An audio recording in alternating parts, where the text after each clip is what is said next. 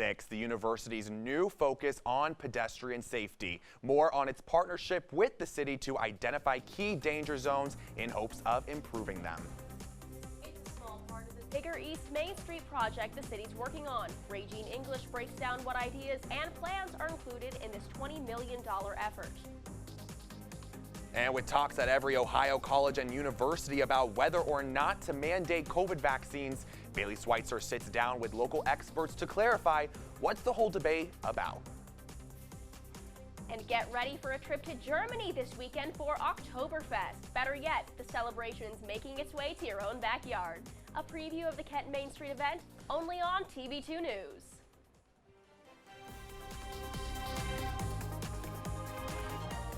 This is TV2 News.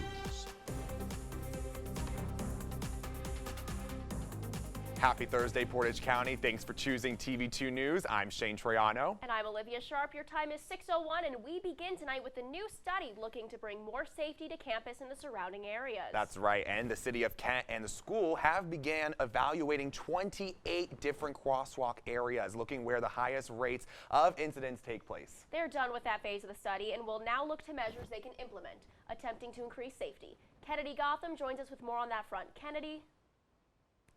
Shane, Olivia, the university took into account crosswalk data from the last 3 years. Now that they have the numbers, improvements to pedestrian safety will be coming to Kent soon after a new agreement between the city and the school. The study found out that 28 crosswalks accounted for the highest rate of pedestrian crashes was located at the intersection of East Main and Lincoln, with 7 since 2018. Researchers found that out of the 14 locations, they had no incidents. Students have said that they have had difficulties trying to safely go on the crosswalks.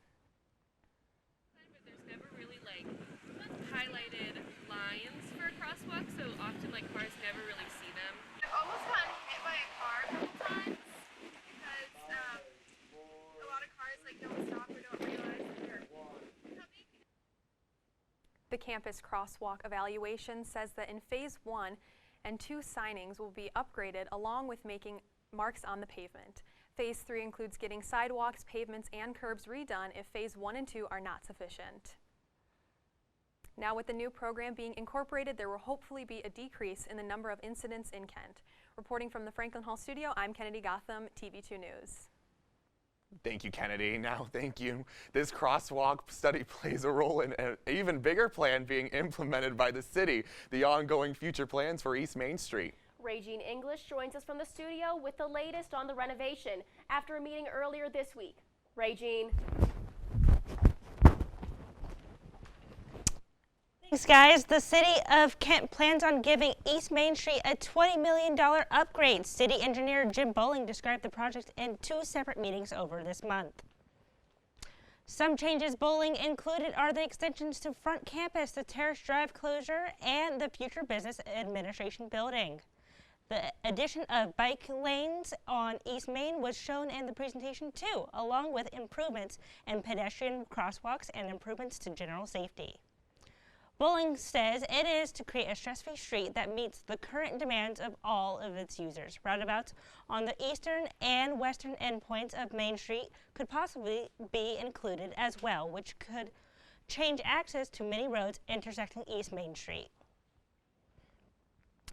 Some of those roads include Lincoln Street, University Drive, Fairview Drive, Sherman Street, and Willow Street. Bowling provided a study in his presentation that showed Summit Street say a 60% decrease in crashes per year after implementing roundabouts. The project is planned to start come 2025. Reporting from Franklin Hall Studio, I'm Raygene English, TV2 News. Thanks, Raygene. Now, Kent's mayor and city council members are set to get a raise in their salaries. Now, in 2022, the mayor's salary will raise $3,400, and other details on the salary increases can be seen on your screen right now. The changes will not go into effect until the next set of city council officials are elected. Periodic raises of 1.75% for the mayor and city council members will occur through 2025 till the year 2029.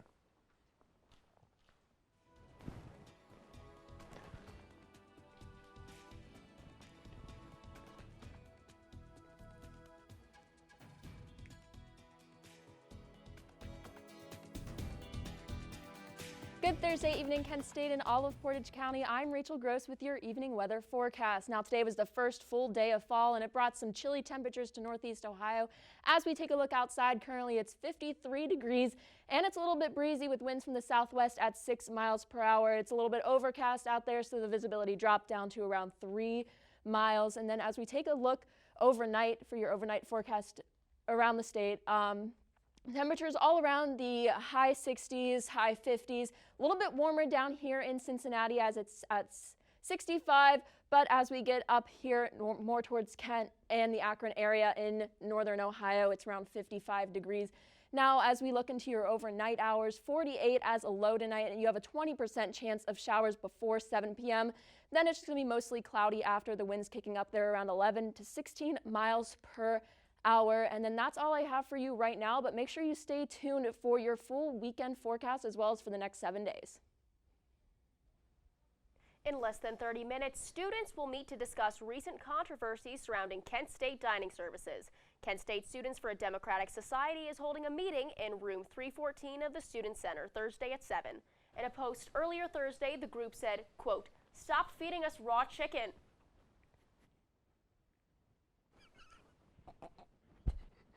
This comes after multiple weeks of different dining halls like the DI Hub and Eastway serving undercooked and, in certain cases, raw chicken. Applications are now open for students seeking emergency aid through the Kent State Emergency Grant Fund. In an email sent today, the university said that the grant will help students who have experienced loss and are struggling financially from the COVID-19 pandemic. Now, the financial aid will be given based on individual need and circumstance. So to be considered for the grant fund, you have to be enrolled for the fall 2021 semester and be pursuing a degree. Now, Kent State announced that 7 alumni and 1 student will receive the 2021 Alumni Award. Hundreds of nominations are submitted each year to Kent State, showcasing students and alumni who excel in their fields, and this year they represent diversity and success. Now, among the alumni is Michael John Gallagher II, a recent grad who is posthumously receiving this award for his contributions to Kent State and bringing favorable attention to the university. Now, a reception honoring the recipients will be held at the Kent State University Hotel and Conference Center on September 30th. And Record Courier is planning to move its newsroom back to downtown Ravenna, replacing the current office, the Bridge Bible Church. The church went in front of the City of Kent's Planning Commission to put those plans into motion. Now, the earliest move-in day for the church is October 1st, where the building will be used for religious services and even renting office spaces. And students are now questioning about the Kent State mask mandate, what experts are saying. Governor Mike DeWine is unveiling a new initiative for young people to get vaccinated. Are you ready to get vaxxed to school? More details coming up.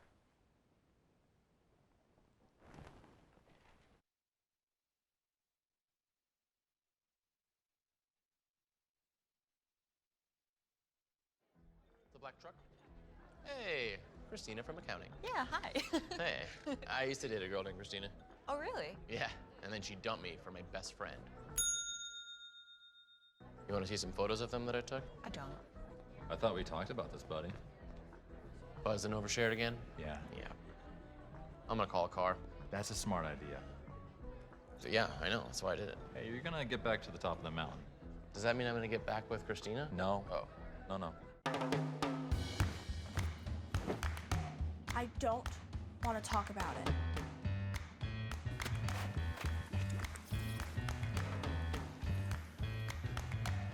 I don't want to talk about it.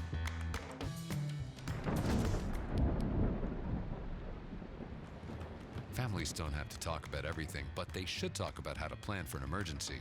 Get tips and resources to make your family's emergency plan.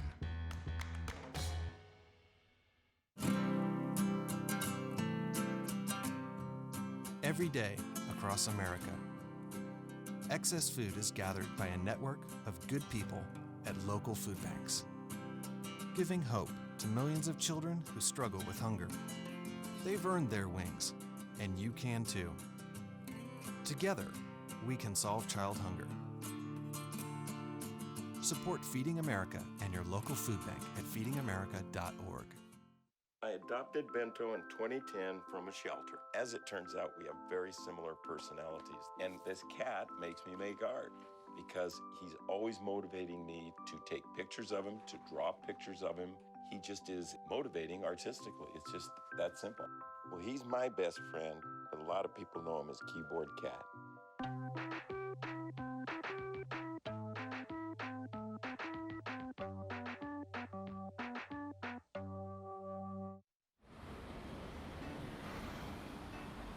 Hey, let's check out this park.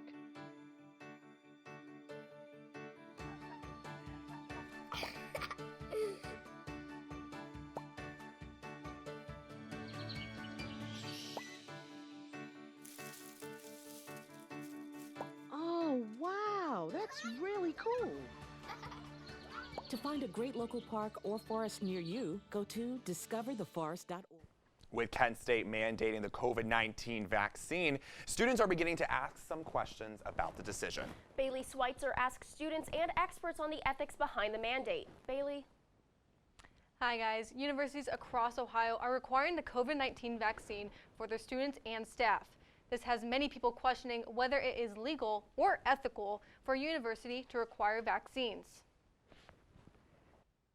Universities, as institutions, often are thinking in a more collective sense, right? They are responsible for literally thousands of students and employees. But while universities are responsible for thousands, many students think they should still have the choice to decide. And I think that's the big kind of ethical dilemma and trade-off. Students I spoke to on campus think vaccines are important, but have different views on if a mandate was the right way to go. Everyone should have their own personal choice, same with other beliefs. Students and staff have to be vaccinated by December 20th. Faculty have until Friday to vote on the policy that affects them. Now, back to you guys at the desk. Thank you, Baylee. Now, keeping with the COVID vaccine news, as Delta cases are rising, Governor Mike DeWine announced new incentives to get young people vaccinated, calling it the Vax to School program. DeWine said that the fully vaccinated 12 to 25-year-olds are eligible to earn some prizes. Now, each name will be entered in a draw to possibly earn 5 $100,000 scholarships and 50 $10,000 scholarships. New details will be released by the Ohio Lottery in the coming weeks. Two bills proposed by Republican lawmakers hope to prohibit the teaching of critical race theory in Ohio schools. A committee heard extensive testimony advocating for the theory to be banned. The theory takes a look at how racism has affected society as a whole and how slavery and discrimination still shape the world we know today. Critics say that it determines that the United States is inherently racist. Ohio Representative Bob Gibbs filed articles of impeachment against President Joe Biden on Wednesday. Now, regarding the move, Gibbs said Biden's plan to withdraw U.S. forces from Afghanistan, failing to secure the U.S.-Mexico border, and even his extension on the eviction moratorium resulted in the articles being filed. Republicans in Texas and Arizona have also signed onto the resolution. And new efforts from the president to unite his party as the fate of his domestic agenda hangs in the balance. That includes more than $4 trillion worth of priorities, from infrastructure to transit to an expansion of Medicare. CNN's Phil Matt Ingley has more.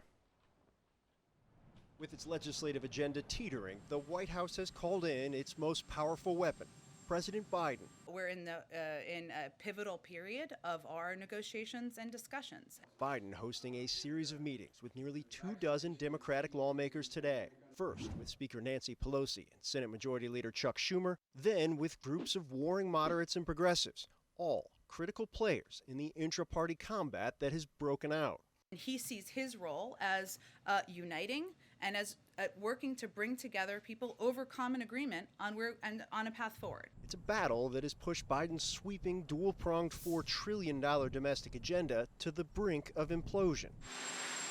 The meetings marking the most intensive personal effort deployed by Biden, a 36-year Senate veteran, to date. Democrats face a legislative pileup of epic proportions, less than a week from a House vote promised to moderates on the $1.2 trillion infrastructure bill. And there's no one better than Speaker Pelosi at getting votes, and so I'm optimistic that we'll get it done on Monday.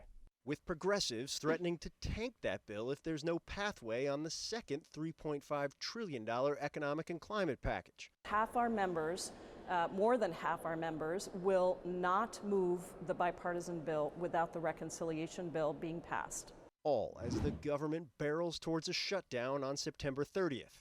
Simply put, Republicans are trying a dine and dash of historic proportion. And with unified Senate Republican opposition, the looming threat of a catastrophic default in October. The debt ceiling will be raised, as it always should be, but it will be raised by the Democrats. Now moving to recent news in Memphis. As we continue to learn more out of Memphis, as of now, 13 people are injured and 1 is dead after a gunman opened fire at a Kroger just hours ago. Collierville Police Chief Dale Lane confirmed the injuries and fatality while also confirming that the suspect is dead by a possible self-inflicted gunshot wound. Now, the suspect's vehicle is still parked and is being investigated currently, and investigators are looking in to see if the suspect is an employee of the store, a detail that the chief said could not be confirmed. New details have been revealed that Brian Landry and his parents packed a camper and left for a weekend away after Landry returned home from his road trip without his fiancée, Gabby Petito. This news comes days after Petito's body was found in Wyoming. Landry is considered a person of interest as Petito's death has been ruled a homicide. Authorities are continuing to search for Landry and his parents in Florida.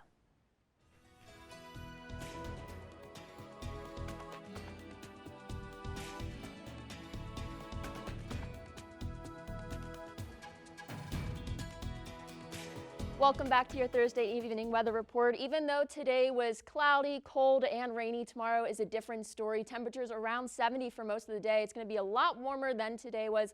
No precipitation, maybe a few clouds in the morning, but those will be giving way to some sun later in the day. A little bit breezy though tomorrow as winds coming in from the west at 12 miles per hour. And as we also head into your weekend hours on Saturday, it's going to be rainy, unfortunately, all day, 68 degrees. So still a little bit warm, but unfortunately raining. 60% chance of showers after 9 a.m. and mostly cloudy for the rest of the day and breezy with winds from 7 to 11 miles per hour. And Saturday night, it's going to remain cloudy and you have a chance for some thunderstorms between 9 p.m. and 3 a.m. And then heading into your 7-day forecast on Sunday, it's going to be pretty nice and sunny. And then as you head into the beginning part of next week as well, it's going to remain sunny for most of next week, and those temperatures are going to stay around the mid 70s, low 70s. So it's not going to get to quite where we were today, but lots of sun for the rest of this upcoming week, except for Saturday. Unfortunately, that's when we're going to see that rain. But for the most part, Sunday and the beginning part of next week looks to be pretty sunny. Now that's all I have for you tonight. Let's head back to the desk. Thank you, Rachel. Hopefully those showers don't rain on this because Oktoberfest, how the city of Kent is celebrating this German festival. And Kent's their game tonight. Matt Franos will have a preview of the game when we come back.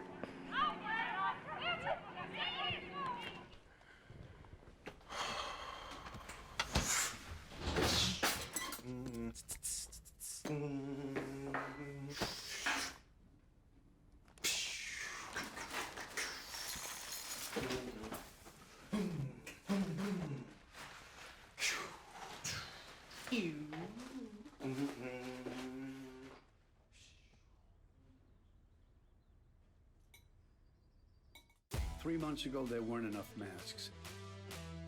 We were desperately sourcing from all over the world. People were making face coverings from scarves, bandanas, and bits of fabric. Now there are plenty of masks, but some people don't want to wear them. Come on.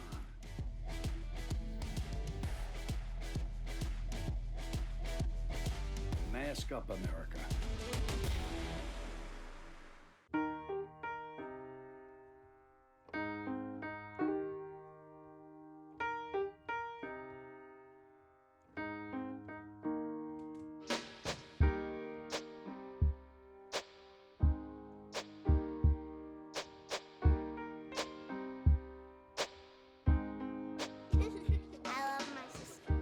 heart doesn't see race. Love is love.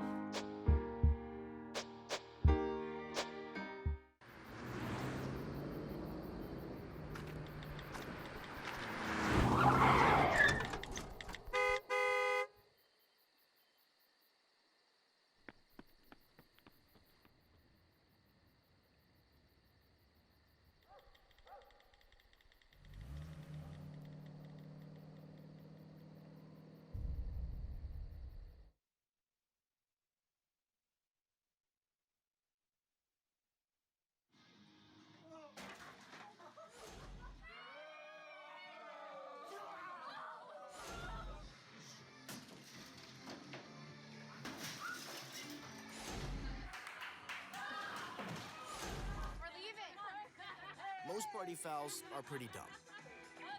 But if you decide to drink and drive underage, you could lose your license and your freedom. Underage drinking and driving. The ultimate party foul. Sports Report. Good evening, Portage County. My name is Matt Franos, and tonight's sports start with a big soccer game at Kent State. Tonight at 7, Kent State women's soccer will defend their home turf against Akron. Kent State enters the matchup with a 4-3 record and will look to improve the win column in their first conference game of the year. The player to watch for Kent State is Cameron Schedenhelm, as she has 4 goals and 3 assists on the season. After tonight, the team heads to New York for a game against Buffalo on Sunday. Odell Beckham Jr. will make his return from an ACL injury this Sunday against the Bears. He has not played since October 25th of last year. Beckham will make a huge impact for the Browns after Jarvis Landry was injured last week, and he will miss at least 3 games. With Beckham back on the field, the Browns' offense becomes much more dangerous. His playmaking ability and passionate attitude will help the Browns continue their success. NFL is back in action tonight with the Houston Texans and Carolina Panthers facing off on Thursday Night Football. The Panthers look to stay undefeated on the year, while the Texans are coming off a loss to the Browns. Rookie quarterback Davis Mills will make his first NFL start for the Texans after Tyrod Taylor went down with a hamstring injury last week. The Panthers defense will try to pressure the rookie as they have only let up 21 points through 2 weeks. Let's take a look at my prediction for tonight's game. The Panthers will win tonight's game 31-17.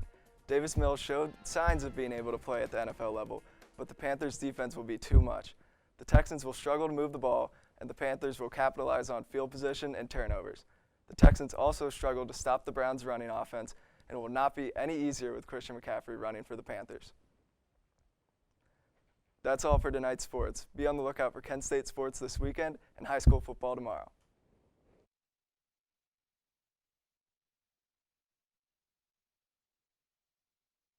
Interested in an Oktoberfest burrito? We've got all the details coming up. Oh, it's huge. I know, it's huge. And the salary.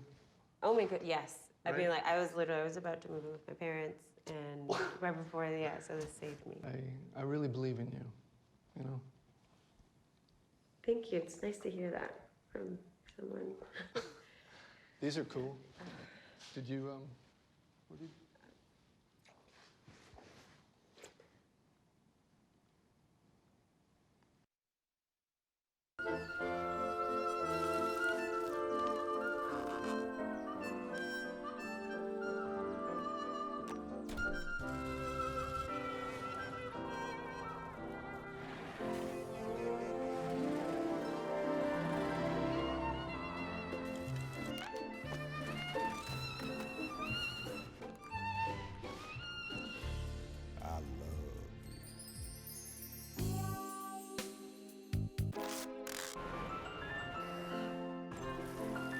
Can we get strawberries?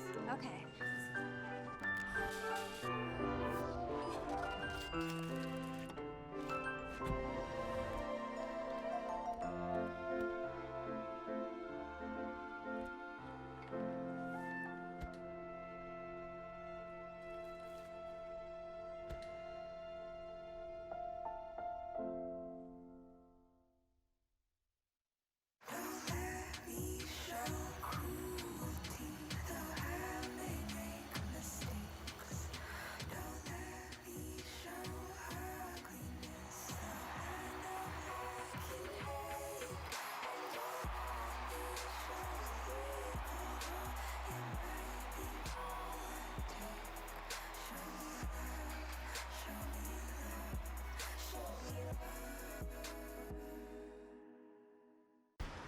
Look at you. You're at the top of your game. You're unstoppable. Nothing can throw you off track. Wait, is that your car? Uh-oh. Yeah, I saw that coming. That will throw you off track. You're looking at around 10 grand in fines, legal fees, and increased insurance rates. Let's try this again.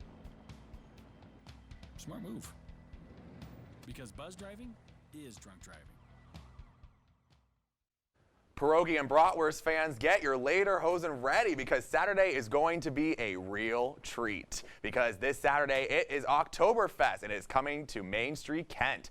This German festival will start their celebration at noon with live entertainment, dancing, and even some local vendors and businesses will be serving some food and some baked goods on Main Street. The festivities will continue all until 10 p.m. Get ready for a fantastic Halloween by checking to see when your city is trick-or-treating. Akron trick-or-treating is October 30th from 5 to 7 p.m. Stowe is also on the 30th but is celebrating at 5:30 to 7:30 p.m. Cuyahoga Falls is giving your little ghosts and goblins an extra hour to get candy. Their trick-or-treating is on October 30th from 5:30 to 8:30. Kenton Ravenna's trick-or-treating is still to be determined, but I'm sure it will be all Twix and treats. Stay safe and have a spooktacular night. All right, you know, I say we talk about Halloween. Absolutely. Let's talk about the costumes. Of course. I'm going as Stitch. You're going as Stitch? Yep. I love that. I was also thinking of doing something Disney themed. I haven't quite decided yet. I'm going to collaborate with my boyfriend, see what he says. All right. Do you think we should go to trick-or-treating? Maybe not. Are we too old? I don't think so. I think no one is too old for Exactly. Correct answer right there. All right. Well, that will do it for you tonight on your Thursday edition of TV2 News. Now, when TV2 is off the air, you can find us online at KentWired.com or at KentWired on Facebook, Twitter, and Instagram. But stick around at 9, an all-new episode of The Agenda airs. Once again, thank you for making us a part of your Thursday. I'm Olivia Sharp. And I'm Shane Troyano. We'll see you right back here at the desk next week. Todd's a great guy. Yes. I mean, look at him. What a sweetheart. Attaboy. Wait, Todd, what are you doing? How totally selfish and un-Todd-like of you. Come on, Todd. Come on, man. See on page 4 that the projections need to be blood. Next Thursday? Seriously? Thursday? Can't do that. This is really inconvenient. I have yoga that day. I have no time for this. So. I can't do Thursday, but I can do Friday. Disasters don't plan ahead. You can. Talk to your loved ones about how you're going to be ready in an emergency. Don't wait. Communicate.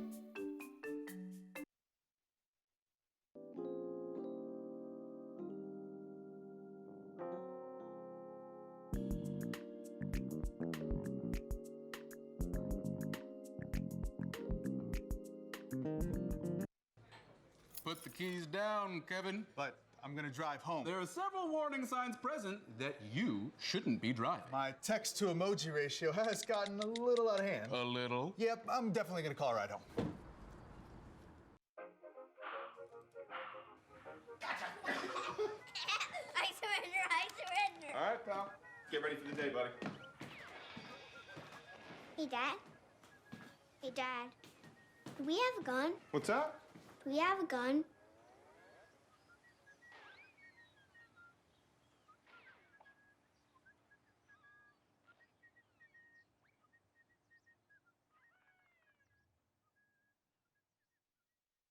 Hey, look, it's those guys. Get some drinks. Are you good to drive? I'm fine. How many did you have? I should be fine. You should be. Go and step out of the vehicle for me. See ya, buddy. Good luck. So turns out, buzz driving and drunk driving, they're the same thing, and it costs around $10,000. So not worth it.